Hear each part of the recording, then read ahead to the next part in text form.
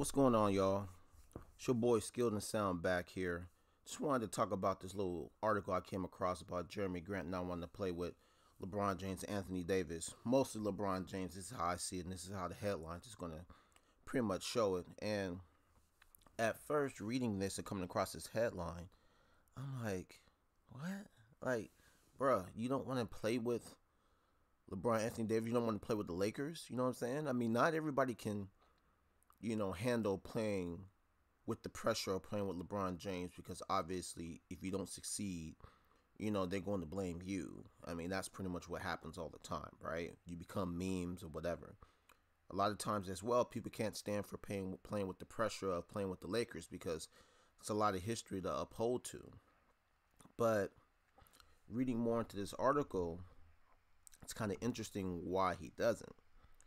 I mean, as you guys know, he broke out for the Denver Nuggets a couple years ago in the playoffs. He had a good season, and he pretty much showed his versatility as far as, yes, he's a great defender, but he can score. He's versatile as well.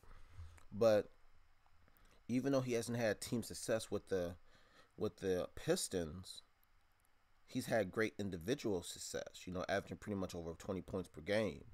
I think some players really don't care about winning championships. Some players like putting up numbers, getting individual statistics. Some people just like playing the role and playing the man. And pretty much in this article, it's talking about he doesn't want to play a role behind Bron and AD. He doesn't want to be that third fiddle because he knows points and everything's going to go down. Some players don't want to do that. Now, I've always heard in the past where people would say, playing with LeBron, your numbers are always going to go down. You're not going to add this. You're not going to have great numbers. But here's the thing. Any third fiddle on any great big three or deep team, their numbers are going to go down. I mean, that's obvious. Look at the Boston Celtics. When you have Ray Allen, Paul Pierce, and Kevin Garnett. Ray Allen was the one that sacrificed. He was the one that was averaging 18, 19, 20 points a game coming from the Seattle Sonics when he was averaging 24, 25 a game. He's the one that took that step back. And Paul Pierce was still the main scorer. Look at the current big three with the Nets, with Harden, Kyrie, and KD. Harden's the one that took the step back in scoring. Yes, his assists is higher. He's the one that plays more of that point guard role because he's more of a better facilitator than Kyrie because Kyrie's more of a scorer. But he's the one that took that step back. Not everybody's going to average 30 a game for each member of a big three. That it's just not enough possessions. That's not going to happen. So any third wheel is going to take a step back because if you look at LeBron's teams, that second guy puts up great numbers. D-Wade, he was still averaging 25, 26 a game. Kyrie was averaging 25 a game.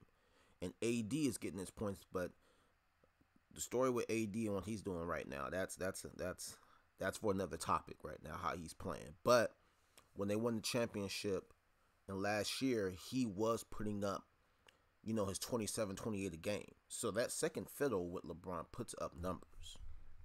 But as far as Jerami Grant, it's interesting. Maybe would he accept a trade to another team to be a second? Like to be the second guy? I mean, that's the thing that's interesting. Maybe he just doesn't want to be that third guy. He wants to be a second guy where he could still put up close to, 19, 20-something a game, right?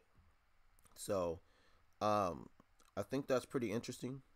The Lakers obviously got issues because, as you know, they're trying to offload Russell Westbrook. And, that's a LeBron issue right there. He should have never decided to say, hey, I could take on Russell Westbrook.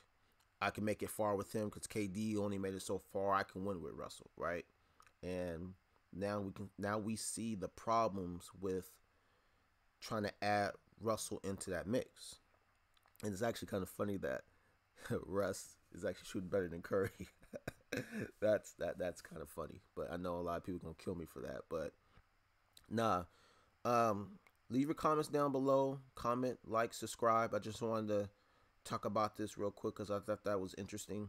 Real Jerami Grant stay with the Pistons for the rest of the year? Will he accept a trade and actually, get traded to another team that needs a second fiddle and not a third. Because obviously he came out vocally and said, hey, I don't want to play next to these guys. Or that was probably around the league, or, rumors for the reason why the Lakers now backed off. But at the same time, Lakers don't have a lot of trade pieces. I mean, I know they're dangling THT and none, but no one wants THT. His stock is down low right now. He's showing that he got a lot of issues. And it's funny because they decided to keep him over Caruso. But as of right now, man, THT got some holes in his game, and I think the Lakers thought too highly of him, right? And then none, you haven't even seen him play yet. So I can see why no teams want him right now. But hey, we're gonna have more topics like this. I'll probably be back a little bit later today to comment on some issues. I know AD is supposed to come back today, so that's gonna be interesting. I know they're probably gonna keep him on the minutes restriction. But like I said, comment, like, subscribe, leave your comments below. I can respond to those. But other than that, it's your boy Skilled and Sound, and we're out. Peace.